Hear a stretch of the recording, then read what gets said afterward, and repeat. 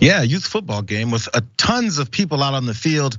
As you heard, their gunshots ring out over an argument. It started with the referee, and then that was between two of the coaches from opposing teams, where one ended up dead. The suspect, his name is Yaqub Talib, has now turned himself into police. You guys may recognize that last name. This is why. According to Lancaster Police Department news release, by the way, this is down in Texas.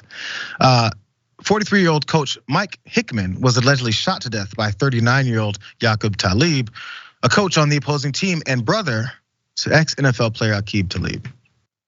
Witnesses told police a disagreement between the opposing coaching staff of two youth football teams over calls made by the officiating crew led to a physical altercation that then escalated, and it prompted this whole thing. Right after that, Talib fled the scene, took off. There was a big manhunt, but he then did eventually turn himself in, I guess once he realized what he had to do. And that's what he's gonna get. A first-degree felony warrant for murder had been issued for him. And he was listed Monday afternoon in a database of inmates at the Dallas County Jail on charges of murder and a probation violation. Yaqub Talib's attorney, Clark Birdsall, said that his client regrets the tragic loss of life, but self-surrendered this morning so that he may have the chance to say his side of the story. And from the video, it seems like that may be about all that he can do is tell his side of the story. I'm not sure how much defense as far as what he gets to do as far as that shows, we'll be able to tell in court. But the community is now reeling, as you can imagine, and the victim's family is also, as you can imagine, distraught. Let's watch. I heard gunshots. That was the first thing you heard?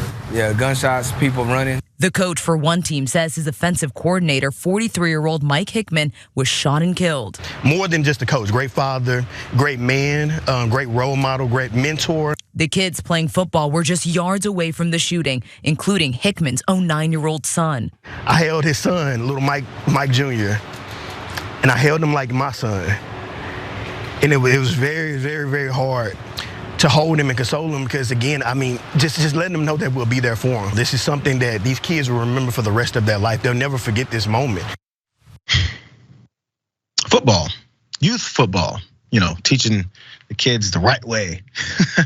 Yet we're getting mad over this game. And what, Jessica, there was a gun there in the first place. Again, from the top of the show, everyone has to have guns because they think, I gotta protect myself in case someone says something disrespectful to me. Yeah, it doesn't make sense. Like we're living in a really sick society, I think is what this comes down to. It's much bigger than just there was this, dispute that got violent at this game. Really, it's about a lot of people, I think, feel like maybe they have limited agency in their lives and they need to protect their ego for some reason. There's a lot of people who are very sick and need healing, right? Because they went through some traumatic event, they've been hurt. Now they are hurting the next generation of children with a new traumatic event. Like we really need mental health care for everyone in the country. I think it's so much bigger than just like some people have guns and use them sometimes when they get angry. It's not just about that. I mean, if you're so angry that you can't even do a cost benefit analysis to think, is taking someone's life worth a dispute over a call in a football game? There's something wrong there. I don't want to believe that that's just natural human behavior that can happen. And I think a lot about individualism lately, like just driving on the highway. No one's kind to each other. Like if someone needs to get over, I let them over. But then I see people like speed past and block you. People have signs up in their front yard to pick up after your dog. Why do we need to do this? Why can't we respect each other as human beings? I really think it's escalated to the point that we're not even really respecting each other's lives. It's like you understand how to trigger me here on this show, Jessica. Because you talk about bad drivers and then you talk about people leaving dog poop. Two of my biggest pet peeves. Jesus, you researching? Because first of all, yes, I actually appreciate the signs because I feel like maybe it helps some people as far as the dog poop signs. It doesn't help. They're everywhere. But yeah, there's this. You'll get over the whole thing about letting people over in front of you in traffic. You just got here to LA. It's gonna change. you're gonna be one of those guys. Oh. No, you won't. You probably won't. I've been doing it for a long time, but you'll understand there's certain people you do let over and others that you don't. Anyway, when it comes back to this whole thing, yeah, you show up with guns at a game, a bad call ensues in a little league game, and it results in this.